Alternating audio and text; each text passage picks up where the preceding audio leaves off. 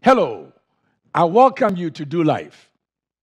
Today's message, I hope, will uplift your spirit and also give you the kind of oomph that you need to do the things that you know you should do. We are all expecting new results or new things in our lives. As I always said, if you want something new, do something new. But if you want something new and you still do what is old, you get old results and no new results. Today's message, I would like to share with you my personal story. Hopefully, it would help you. And I'm going to say it as humbly as I can. I'm not saying it to show off, but to let you know that in life, God has a way of helping all of us to rise to the top. And if the goal is to help you to rise to the top, then I should make it as practical as necessary so that I will not speak out of abstract, but give you a personal example of how God helped me. I am not where I need to be yet, but at least I'm a life in progress. I believe you are also not where you want to be yet. You are also a life in progress. So whilst we study and we learn how to rise to the top, let my story at least provide you a backdrop so that when the time comes for you to share your own story, you'll be able to do so with confidence without any fear. In the last 40 years, I would say that things had transpired in my life which has been positive. And besides having a wonderful family, I have been blessed enough to have amazing life experiences, which includes traveling to over 120 countries of the world.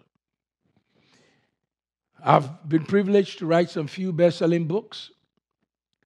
I have featured in many global publications, and my life and story and my life's work has been able to reach millions of people directly by television, radio.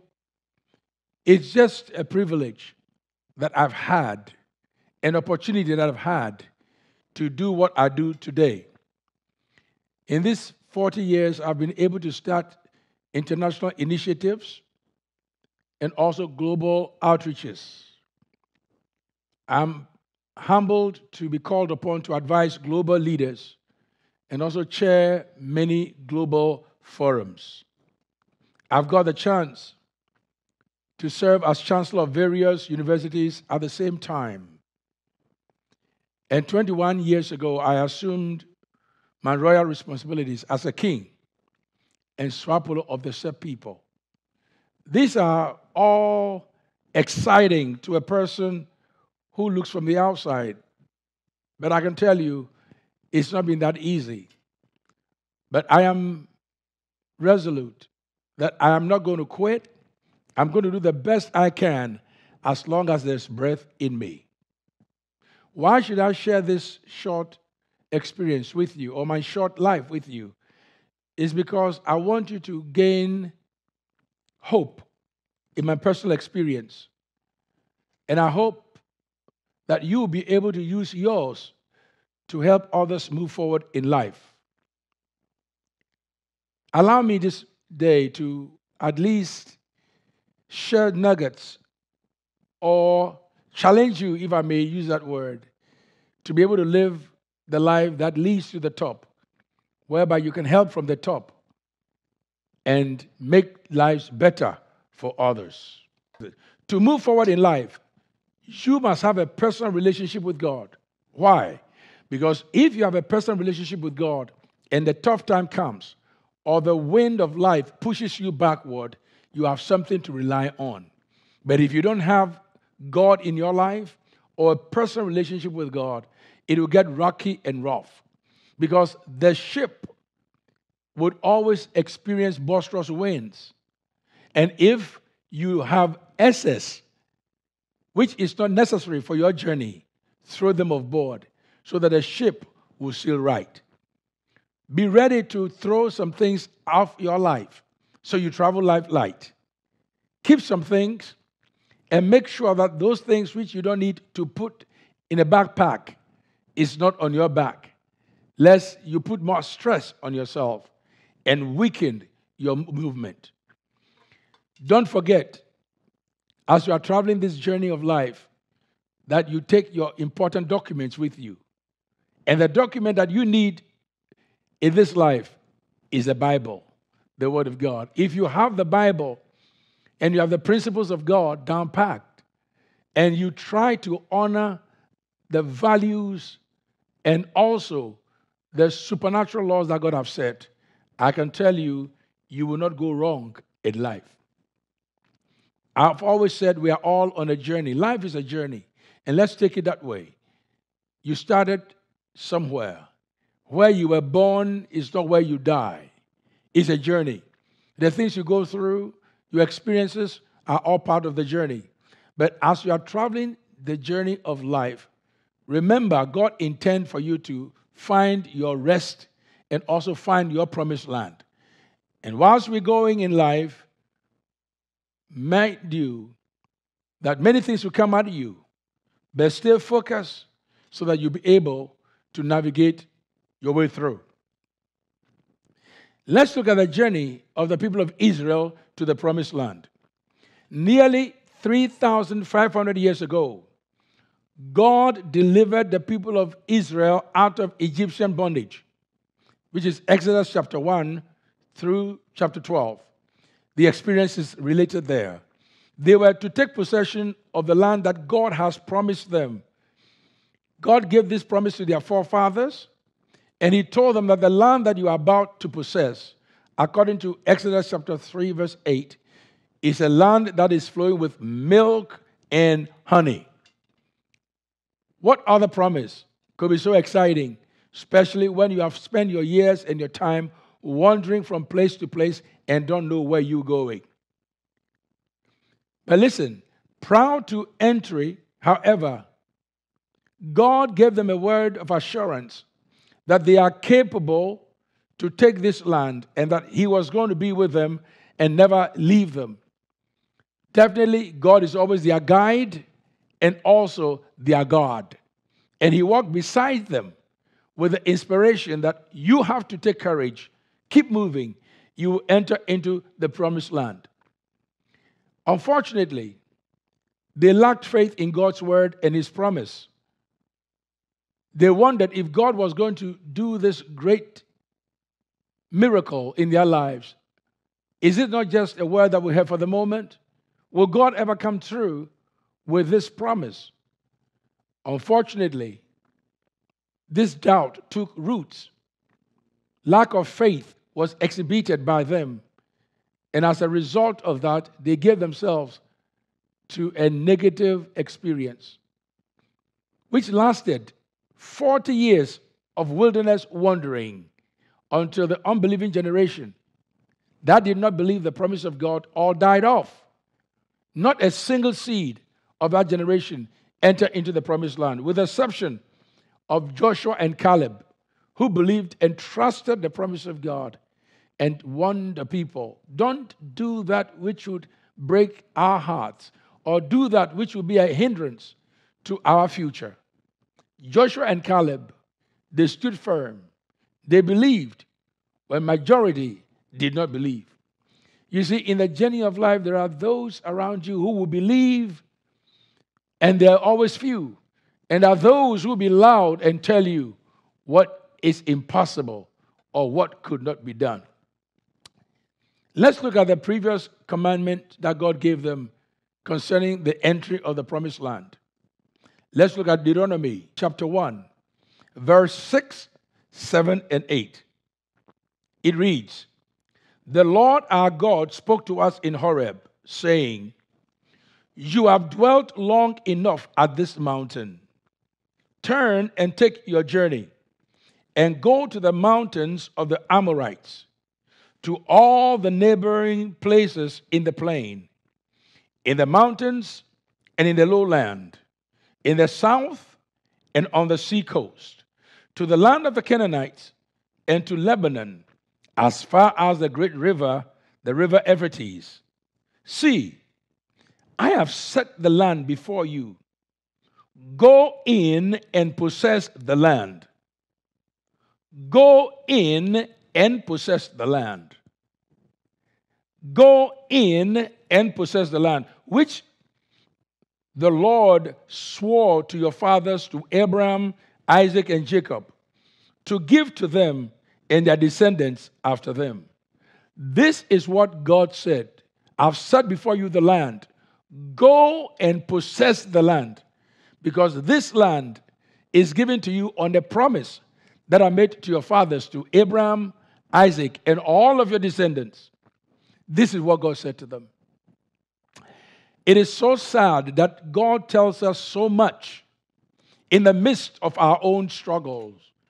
It is very difficult when God is instructing us as to what His plans are for us, and yet we allow a whisper or a thought or people's expression to push us back to the point where we disbelieve God and act as if He didn't say that to us. Listen, if you want to rise to the top and you are interested in getting into your promised land, then make sure that you don't give heed to all the voices that are competing for your attention. Just listen to God. Just listen to God. And you will not be disappointed, because when God speaks to you, like He spoke to the people of Israel, knowing their plight, knowing their struggles, knowing that they've been deprived of personal benefits and joy, knowing that they need to be secure in their own space or land, with the promise, I've set before you this land. Go and possess the land. This is for you and your descendants. I have made a promise already. It is already yours. How much more do you want God to convince you? What else do you expect God to say? If God speaks to you and you do not trust His word, nothing else will do. His word, once spoken, ought to be acted upon. Either you believe or you don't.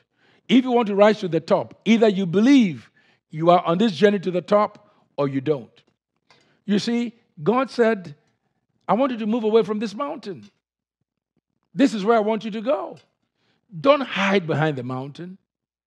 And don't be going around in circles. I want you to go and possess the land. That means I want you to separate yourself from the mountain and take a journey the opposite direction of the mountain.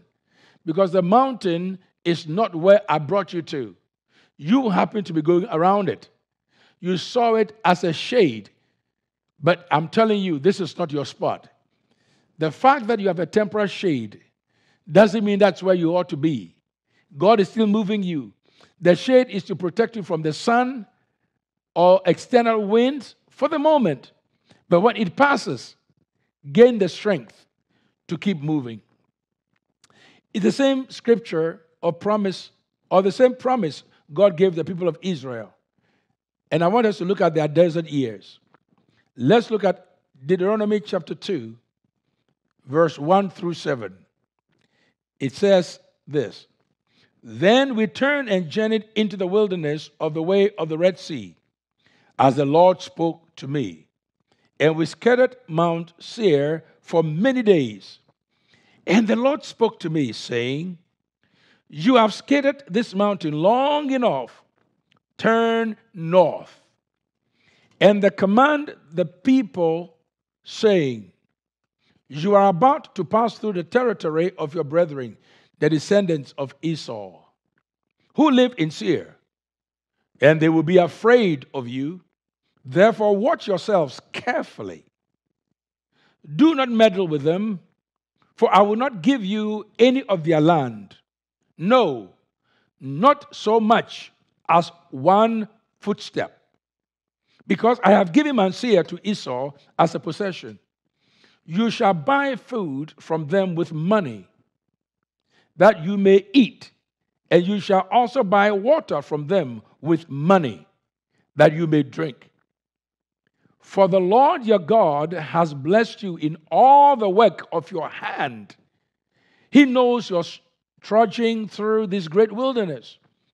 These 40 years, the Lord your God has been with you and you have lacked nothing. Again, God says to them, listen, I want to take you this way.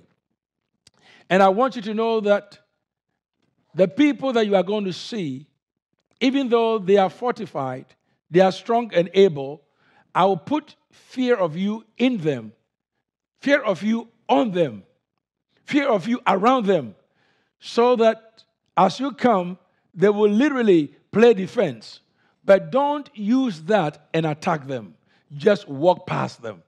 There are certain times God will let you pass situations that you believe you can conquer because He wants you to achieve greater heights and put you in a greater place.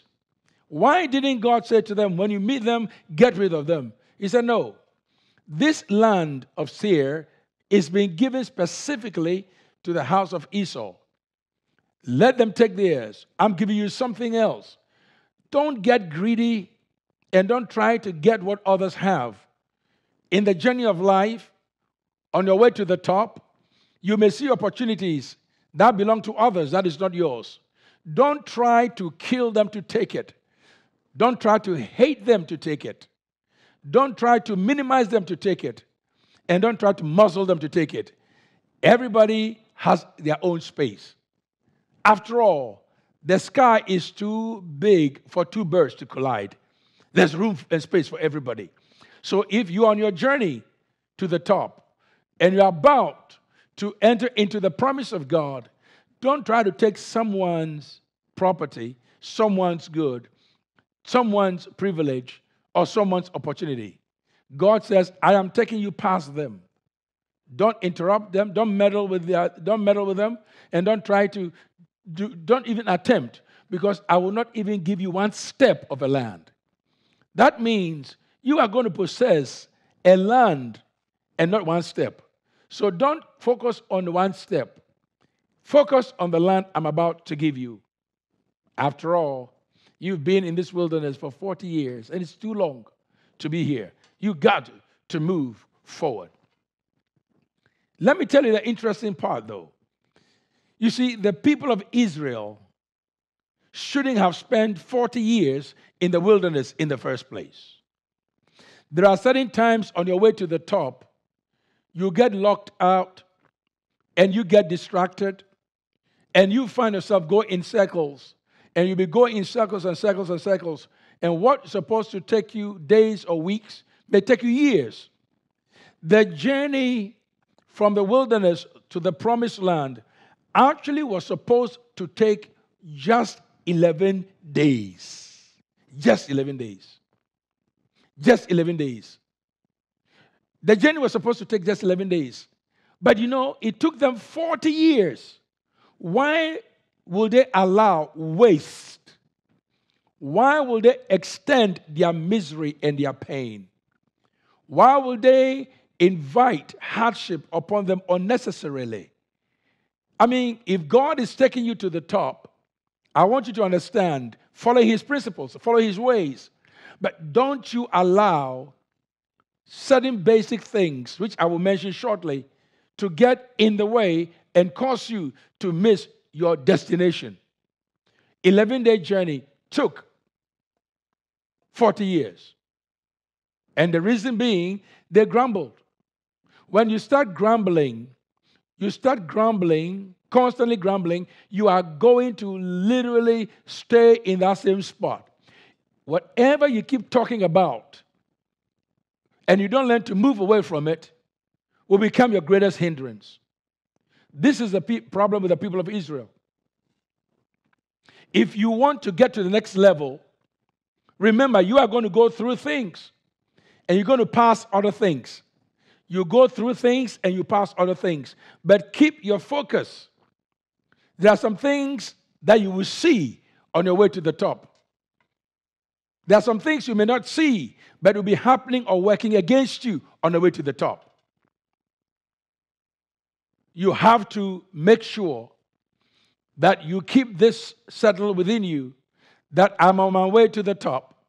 I'm on my way to my success. I'm on my way to my desired place. And I would make sure that whatever I'm going through or whatever I pass through, whether seen or unseen, doesn't become my hindrance.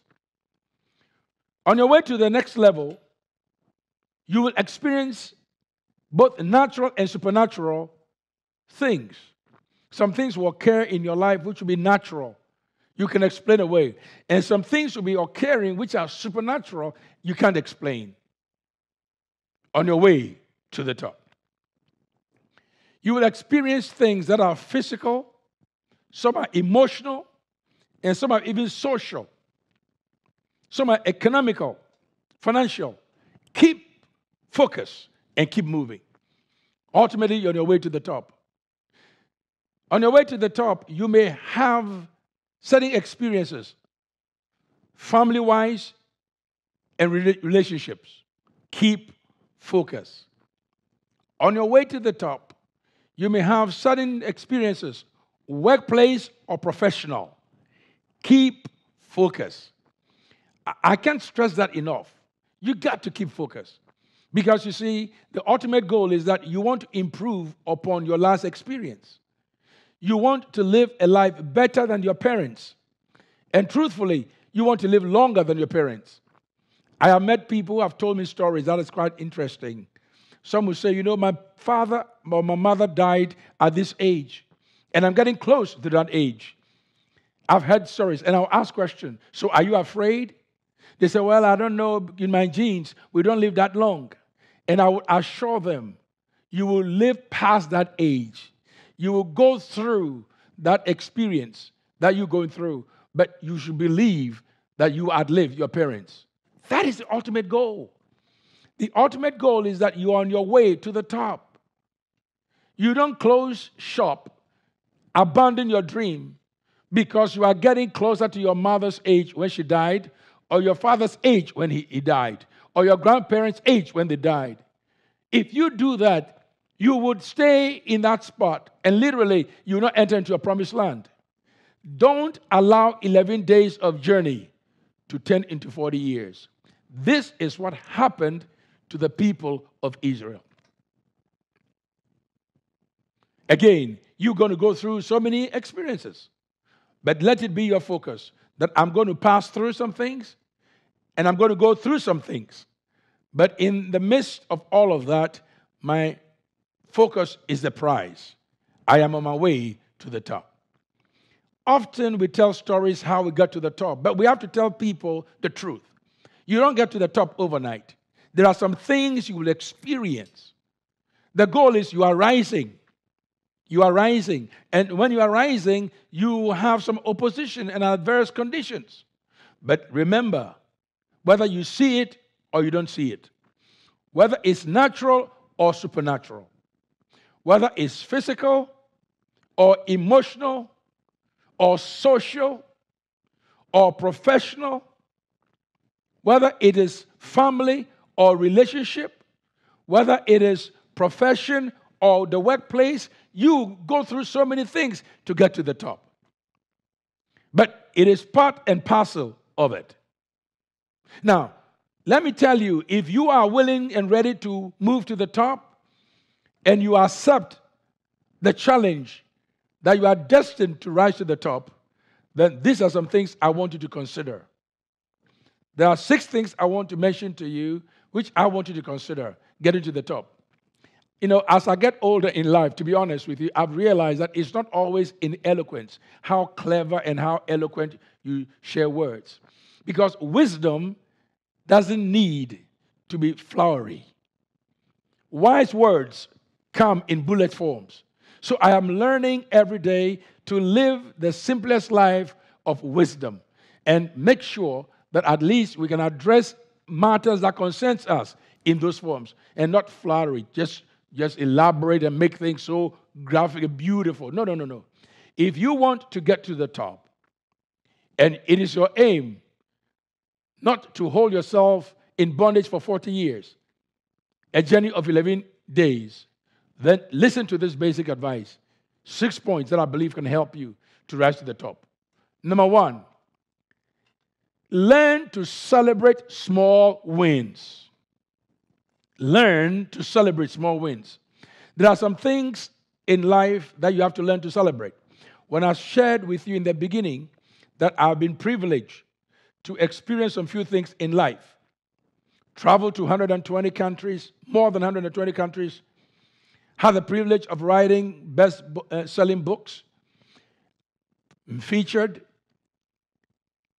in different places around the world, started international and global initiatives, have the joy of serving leaders of the world by mentoring global leadership, having the opportunity to serve in the educational sphere as chancellor of various universities at a time, being able to assume royal responsibilities and taking the role as a king and serving my people and doing the things that I do around the world to this very day. These things didn't come overnight. And I want to tell you, as I said earlier, I want you to be able to tell your stories because you have a story to tell. Learn to celebrate small wins. These are the things that I have done. So from time to time, I'll repeat myself. And why do I repeat myself? Because it reminds me, repetition is always good. Because repetition would actually help you to keep something fresh or put something on the forefront of your mind. I learned to celebrate small wins. Most of us are waiting for the big wins. No. Celebrate small wins. Start from somewhere. You can't get there overnight. And if you can do that, then I can tell you that you are truly rising to the top. Number 2, if you want to rise to the top, then you have to follow your passion wholeheartedly. You have to follow your passion wholeheartedly. You see, when the people of Israel were told to go to the promised land, they accepted it. They were happy about it. But most of them did not consider that the journey would be dreadful, challenging, painful. Joshua and Caleb, they followed that dream wholeheartedly. They followed that vision wholeheartedly. And they had the passion to maintain that the promises that were given to them would surely come to pass. In fact, it took many years later, and Caleb was able to tell the people, 40 plus years later, listen, I am as strong as I was when God spoke to us. Because he was passionate.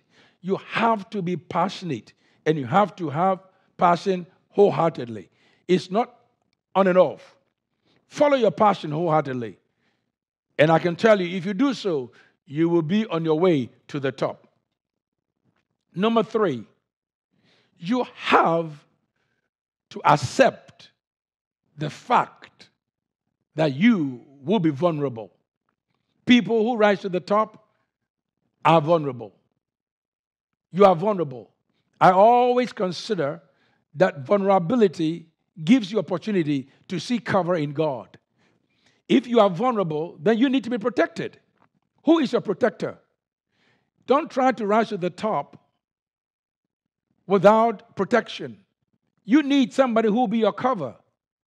You need somebody who will stand in for you at times when your strength cannot match the force that is coming against you. On your way to the top, you have to celebrate small wins, yes. You have to follow your passion wholeheartedly, yes. You have to also accept that you are vulnerable, therefore you are going to rely on God's protection on a consistent basis. And number 4, you have to avoid complaints. If you keep complaining, you're going to destroy yourself. On your way to the top, you don't complain much. At times, you have to take the licks whilst you move. At times, you have to take the criticism. The people will turn against you. It's normal. People would malign you. It's normal. People will set obstacles your way, try to literally reduce your effectiveness. It's normal. But don't be complaining. Defeat complaint with a smile and defeat complaint with your silence. Because silence is more than golden. It's more powerful. It means power under control. Stop complaining if you want to get to the top. Persons that complain normally can't get to the top. And if they get to the top, they'll mess up their position. because they complain all the time.